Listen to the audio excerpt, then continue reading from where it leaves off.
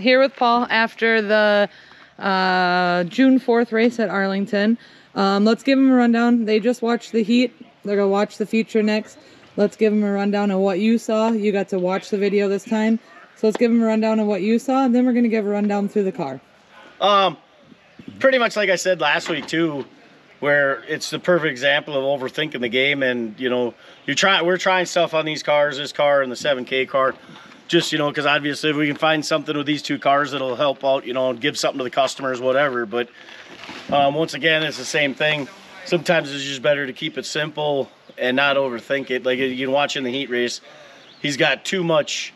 There's just too much left rear hike, you know, too much load in the left rear. So as soon as he gets into the corner, you can see the car just getting up on the left rear, dumping on the right side. So it just makes for a shitty race car to drive. So I was pretty disappointed in even in the feature. And it's not nothing Matt's doing or Chad's doing. It's just what we're doing with the cars.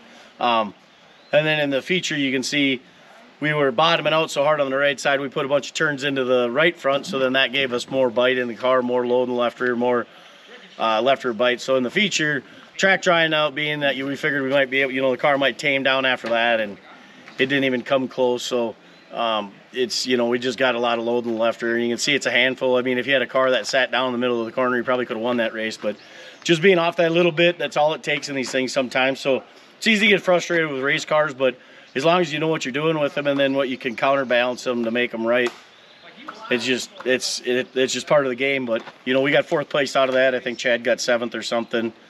But we're going to go do some more testing on Wednesday or whatever, and we're going to kind of go back to some baseline setups and let the drivers go race the cars and have fun with them instead of getting frustrated with how they're handling and stuff. So, and it's funny, you always go back and you always go right back to home. So you sometimes just don't overthink the game and just do what you know. That's the best thing to do. So good luck to everybody, and we're going to try her again this weekend and probably do some racing Wednesday night down at Fairmont and a little more testing down there, and then see how the weekend goes. So perfect. And one thing that we really haven't done with this car in particular is you have a lot of names on these cars, and I guess let's go ahead and start right here where you are. You got AFCO, yeah, AFCO Racing Supply. We run their springs, and we do a lot of stuff with AFCO, just buying odd and end parts over the years, and they've always been a good supporter of what we do. And S&S Machines, Stevie Shotnick, he builds our motors for both the cars. He does pretty much every car that we put out here as a roller, is a turnkey car, is usually with an S&S motor. Really good engines. And then BHE, Bobby Harris and Bob Harris, those guys, they do all of our shocks and stuff for us. It pretty much everything that leaves this shop has got them on there. So definitely awesome service and fast turnaround, and they get stuff done, works good. So Kevco Racing. Everybody knows Kevco. They build awesome pans, and we use their evac systems on pretty much all of our car, and we use their pans and everything. So they help us out here and there. So Kevco's definitely in. Fast Shafts, Pat Fagan down there. I'm one of them guys. I'm a realist. I'm loyal. You know, I'm trying to stay loyal with everybody, and Pat's always done me right for all the years I've been in business. I know he can be nuttier than squirrel turd sometimes, but that always pays off in the end. He's a good guy, good company, stand behind their product. Snap Graphics, they do pretty much all of our wraps that leave here. Jeff Carter, he does good stuff. And Speedway Motors, they do little stuff here and there for us, so they're always a good supporter of what we do. And Weir's Machine, I can't forget about Weir's Machine, because Chad's most of the time, Chad Weirs is probably about 50% co-owner of B&B Racing chassis that most time through the season. So I always appreciate everything Chad does for me. And yeah, and then Mosier, they do a good job. We pretty much all of our rear ends.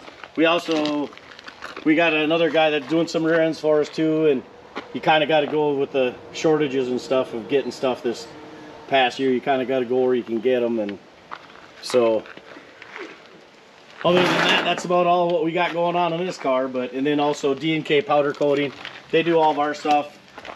They powder coat all of our chassis and everything. They do amazing work, amazing turnaround. No complaints there. And then also, you got to shout out to Dirt Defender. He always takes care of us on the wheel covers and everything. And good product. They don't fly off anymore. Got good fasteners. Keep them on. No issues with their stuff. So. All right. So that's a look around, and we really you don't ask for anything from these guys. You just want to give them a shout out for always treating B&B with the respect that they do, and so yeah, we like to just showcase their stuff and go from there. And yeah, so there's a little look around and little backstory on why all these names are on the car. And and also take the time to measure your car out. Make sure your seat mounts in the right place. Make sure you got the right length shocks.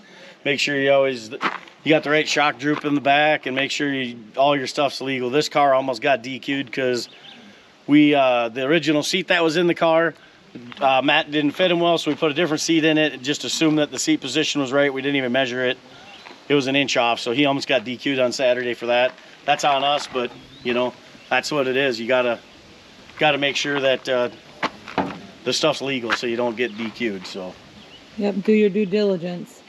All right, well, again, thanks guys for watching, and remember to like, subscribe, and hit the bell for notifications when we go live. So all right, thanks again.